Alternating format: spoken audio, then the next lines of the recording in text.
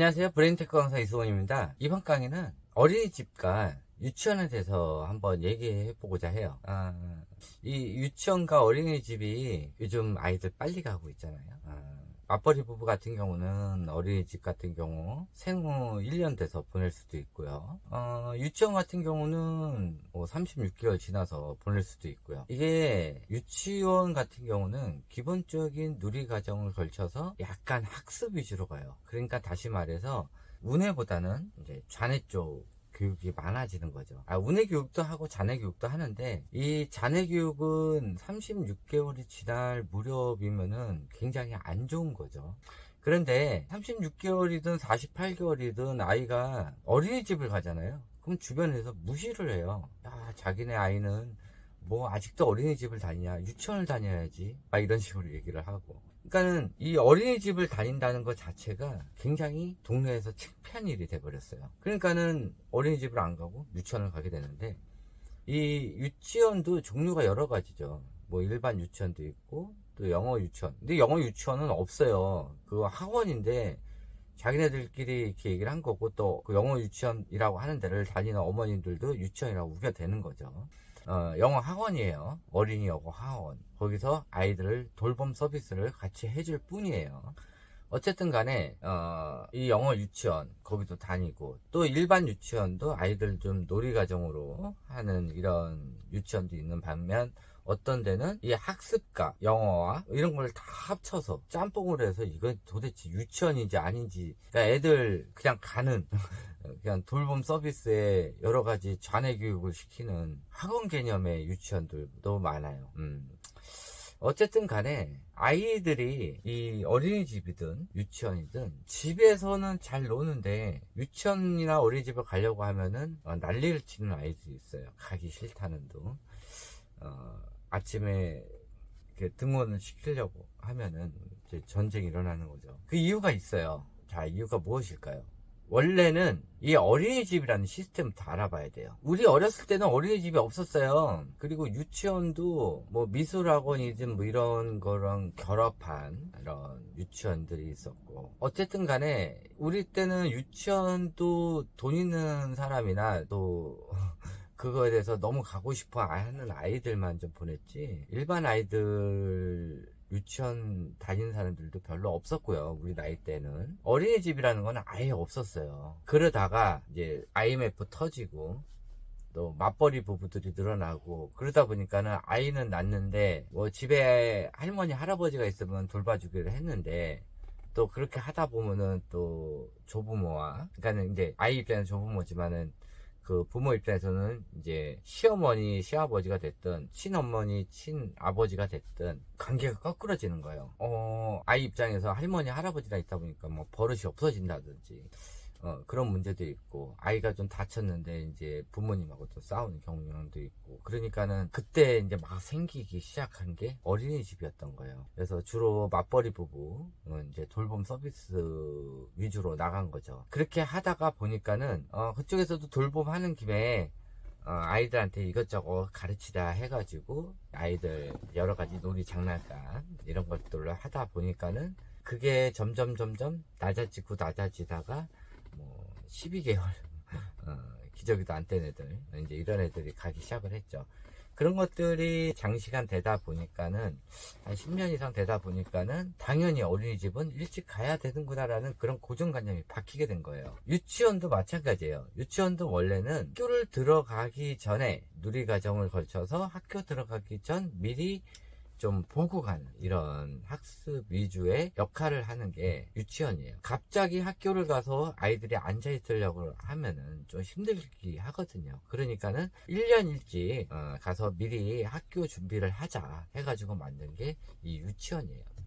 그런데 7살에 유치원을 가는 거는 아무런 상관이 없어요. 자, 우리 때를 예를 들어 볼게요. 우리 때는 이게 우리 때라고 꼰대 이런 게 아니에요. 원래 우리 때 했던 이런 교육 과정이 정상적이었던 거예요. 지금이 조금 비정상적이 됐고, 코로나 이후에는 완전히 비정상적이 됐어요. 우리 때 유치원 이런 데를 애들이 막 가고 싶어 했어요. 근데 막 돈이 없어서 못 간 그런 집안들도 있고, 또 필요성을 못 느껴서 안 간 아이들도 있고요. 우리 때. 근데 그때는 가고 싶은 갈망들이 많았지. 우리 때도 만약에 그랬을 거예요.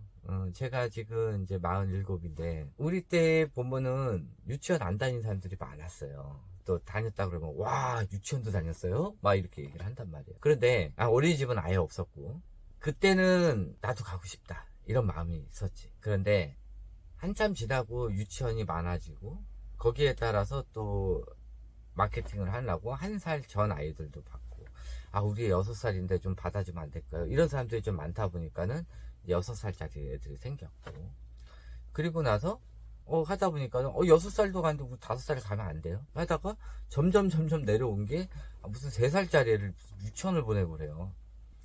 3살이면 어린이집을 가야지 왜 유치원을 가냐고. 유치원 가다 보니까는 아이들 거기서 뭘 가르쳐요? 기억, 니은, 디귿을 가르치는 거예요. ABCD 가르치고.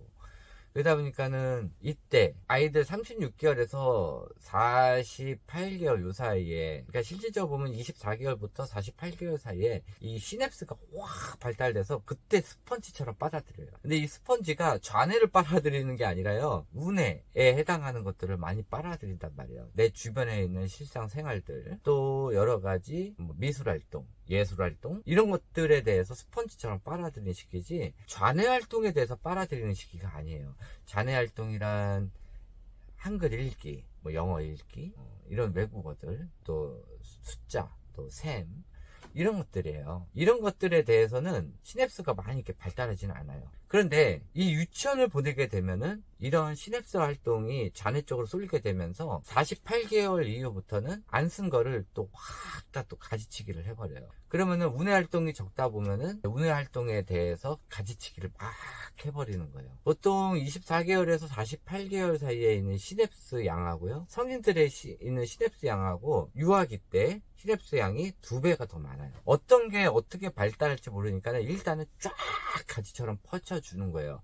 이것도 하고 저것도 해라 막 하면서 하는데, 주로 우뇌 영역, 또 감성 영역, 호기심 영역, 이 부분에 대해서 많이 시냅스 활동을 하게 된단 말이에요. 또 사람들과의 사회성, 애착, 다른 사람을 생각하는 마음, 이런 것들, 이런 거에 대해서 시냅스 활동이 많아지는데, 집에 묵혀두고 또 유치원을 보내면서 좌뇌 활동 전념으로 하는 거죠. 그러다 보면은 48개월이 지난 이후부터 아이는 우뇌 활동에 대한 관심도가 떨어지고, 다른 사람들과의 관계 형성에도 떨어져 나가고, 다른 사람을 생각하는 마음도 떨어져 나가고, 사회성도 떨어지고, 아이들이 개인주의가 되는 거예요. 그리고 나서 다른 사람들과의 대인관계를 어색해하는 거지. 그러면서 밖에를 안 나가려고 하고, 집에만 있다 보니까는 아이들이 주로 관심 보이는 게 뭐예요? 이런 집들 보면은 대체적으로 집에 책들이 굉장히 많아요. 그래서 아이들이 보통 책을 많이 보기 때문에 사회성이 점점 떨어지고 책에 대한 집착을 보이게 되는 거예요. 어쨌든 간에 지금 하려는 그건 아니고요. 이 유치원이라는 것 자체가 이런 자녀 위주로 하기 때문에 우뇌형 아이들 같은 경우나, 아니면은 엄마랑 애착 관계가 너무 필요 이상으로 많이 됐던 아이들, 이런 아이들 같은 경우는 분리불안이 생기게 돼요. 그것으로 인해서 유치원을 가기 싫다든지 아니면 어린이집을 가기 싫은 이런 것들이 나오게 되는 거예요. 유치원이나 어린이집을 갔더라 하더라도 본인은 우뇌가 많이 발달되는 성향이 굉장히 강한 아이인데, 난 놀고 싶고 즐기고 싶고 다른 애들이랑 놀고 싶은데, 유치원을 보내게 되면은 아이들이 대체적으로 공부 위주의 이런 학습 형성이 돼요. 3살인데도 불구하고 아이들이 공부를 하기 위한 이런 분위기 조성이 된단 말이에요. 그러니까 아이들이 미치는 거예요. 나는 놀고 싶은데 선생님은 공부를 하라고 그래. 그러니까는 이거에 대해서 거부 반응이 일어나면서 유치원을 가기 싫어하고, 또 좌뇌형 아이들 같은 경우는 그거에 또 적응을 하기 때문에 내가 놀고 싶어 하는 아이들, 이 아이들이 공부를 하게 되니까 본인하고 성향이 안 맞아 버리는 거지. 근데 유치원에서는요, 이것저것 관심 많은 이런 아이들을 싫어해요. 가만히 앉아있는 아이들을 좋아한단 말이에요. 그러니까 가만히 앉아있게 하는 훈련을 하는데, 그거 자체가 아이들한테는 스트레스인 거예요. 그래서 유치원을 가기 싫어하는 거예요. 어린이집 같은 경우는 그냥 놀게 해줘요. 그러니까는 별 문제는 안 돼요. 근데 유치원은 그게 아니란 말이야. 유치원은 공부 분위기이기 때문에 놀기를 좋아하는 아이들 같은 경우는 계속 스트레스 작용을 해서 그에 대해서 반항을 하고 불만을 토로하게 되는 거예요. 나중에 이 뇌활동에 대해서 다시 한번 설명할 길이 있을 거예요. 제가 보통 하는 게 좌뇌 우뇌에 대해서 하긴 하지만은 전체적인 뇌활동과 좌뇌 우뇌 활동에 의해서 또 그에 의한 호르몬 작용에 의해서 아이들이 성격 형성이 되는 거예요. 그런데 이 정상적인 아이들 뇌 발달 과정에 그거에 역행하는 그런 것들을 하게 되면은 아이들이 거기에 대해서 불만을 표출하고 또 그거에 대해서 싫은 이런 것들을 나오게 하는데, 그거를 무시하고 아이를 하게 한다면은 아이의 뇌에 이런 이성 말고 감성에 관련된 이 변형계가 망가지게 돼 있어요. 그러면서 스트레스 호르몬으로 인해 계속 망가지면서 아이들이 그것에 대한 이 폭력성이 더 증가하게 되는 거고, 또 떼쓰는 행위들이 굉장히 많이 증가하게 되는 거예요. 어린이집은 원래는 36개월 이전에 가면 안 돼요. 그리고 애착 형성이 너무 많이 돼 있어도 그런 데를 가기 싫어해요. 그래서 집에서는 멀쩡한데 이 어린이집에 가려고 하면은 분리불안이 굉장히 심하기 때문에 또 문제가 생기는 거고, 그래서 이 애착 형성도 엄마 다음에 아빠 다음에 가족 다음에 또 주변 사람 또 타인들, 이런 애착 형성 관계가 다 된 다음에 그런 데를 가야지, 엄마랑과만 애착 관계가 굉장히 많이 돼 있으면은 다른 데를 가기 싫어해요. 엄마랑 떨어지는 걸 싫어하게 되는 거죠. 그런 현상이 발생될 수가 있어요. 그래서 애착 형성도 웬만큼 해야지, 과잉 애착을 하면은 당연히 그런 데를 못 가요. 그래서 이 야외 활동도 많이 해주면서 다른 사람들도 많이 만나고, 엄마가 사회성이 적으면은 아이들이 과잉 애착이 될 가능성이 굉장히 많고, 이런 어린이집이나 유치원에 적응을 못할 가능성도 굉장히 많아요. 유치원은 원래는 7살에 가는 게 정상이고요. 빨라지면 빨라질수록 아이들이 좌뇌 자극이 더 많아지면서 우뇌형 아이들 같은 경우는 거기에 대한 불만이 많이 쌓이면서 코르티솔 호르몬이 많이 나오면서 아이들 뇌가 망가지는 그런 현상이 발생될 수도 있고요. 좌뇌형 아이들 같은 경우는 오히려 그게 맞기 때문에 그것으로 인해서 아이들 감성에 대한 뇌가 망가질 수도 있다는 거. 그래서 원래 적정 시기는 유치원은 7살에 딱 1년 원래 적정 시기예요. 어린이집은 36개월 이후에 과잉 애착이 되지 않은 아이들에 한해서 가는 게 좋아요. 또 과잉 애착이 됐다 그래서 거기 가는데 분리불안이 많다, 그런 거는 애착을 살짝 떨어뜨려야 되는 거예요. 그래서 이 강영욱 같은 경우 걔는 훌륭하다. 거기서 과잉 애착이 돼 있는 이런 강아지들이 보통 주인을 물어요. 거기서 본인이 1등이라고 생각을 하기 때문에. 이런 개들 같은 경우는 어떻게 상담을 해요? 오늘부터 강아지 만지지 마시고요, 조금 정을 띄시고요, 강아지한테 시선 주는 행위들 많이 하지 마시라고 이렇게 얘기를 하잖아요. 이게 애착 띄는 게 더 어려워요, 애착을 하는 것보다. 그래서 너무 많은 애착을 쏟지는 마세요. 이런 어머니들 보면은 아이들에 대해서 굉장히 약해요. 아이가 하나다 보니까 그런 경우도 있는데, 단호할 땐 단호해야 되는데 그런 것까지 무뎌지는 이런 애착을 쌓게 되면은 아이들이 부모랑 떨어지길 싫어하고, 부모 중에서 엄마랑 떨어지길 싫어해요. 그런 것들이 많아지니까는 이게 유치원이나 어린이집을 가기 싫어하는 거예요. 또 다른 문제도 있어요. 유치원이나 어린이집 가는데 아이랑 트러블이 많다든지, 아니면은 그 유치원 담임하고 트러블이 많을 수도 있어요. 그런 것 때문에 또 가기 싫어할 수도 있어요. 유치원은 가긴 가되 거기서 또 일이 생기는 경우가 있으니까는, 아이가 가기 싫어할 때는 어머님 문제인지 아니면 유치원 자체나 어린이집 자체에 있는 거기에서 같이 지내는 아이들이 문제인지, 또 거기 가르치는 담임 선생님 문제인지 충분히 좀 확인을 해봐야 돼요. 그래서 유치원 어린이집에 대해서 한번 얘기를 해봤어요. 또 궁금하신 점 밑에 댓글 남겨주시고요. 제가 봐왔던 거가 다 맞는 건 아니에요.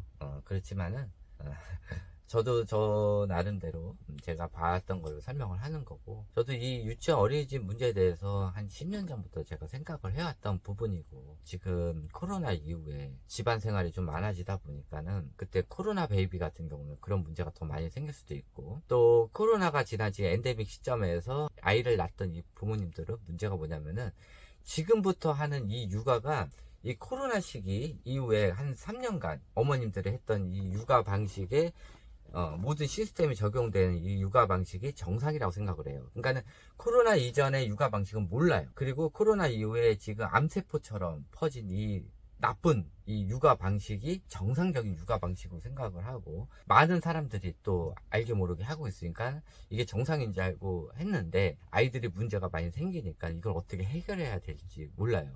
그거를 그 전 세대 부모님한테 물어볼 수도 없어요. 어차피 지금 완전히 바뀐 육아 방식을 하고 있는 거예요, 코로나 이후에는. 그래서 이게 암세포처럼 이 나빠진 이 사교육이 너무 많이 침범한 이런 교육 방식, 또 육아 방식이 이게 지금 쭉 유지되고 있어요. 왜? 이 방식을 하면은 엄마들이 편하기 때문에.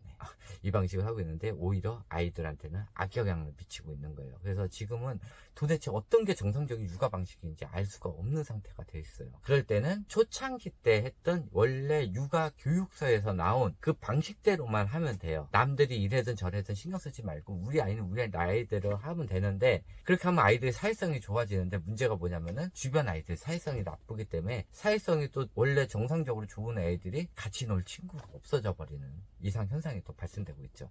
요즘 아이들이 너무 개인주의 성향으로 자라기 때문에 문제가 되고, 또 어렸을 때 영어를 많이 가르치거나 또 영유를 다니는 아이들은 대체적으로 개인주의 성향이 굉장히 많기 때문에 이 사회성이라는 거는 이제 동떨어진 이런 유치원 교육을 하고 있죠.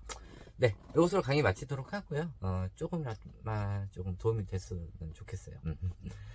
이것으로 강의 마치도록 하고, 제 강의 좋았으면 좋아요 한 번만 눌러주세요. 네, 감사합니다.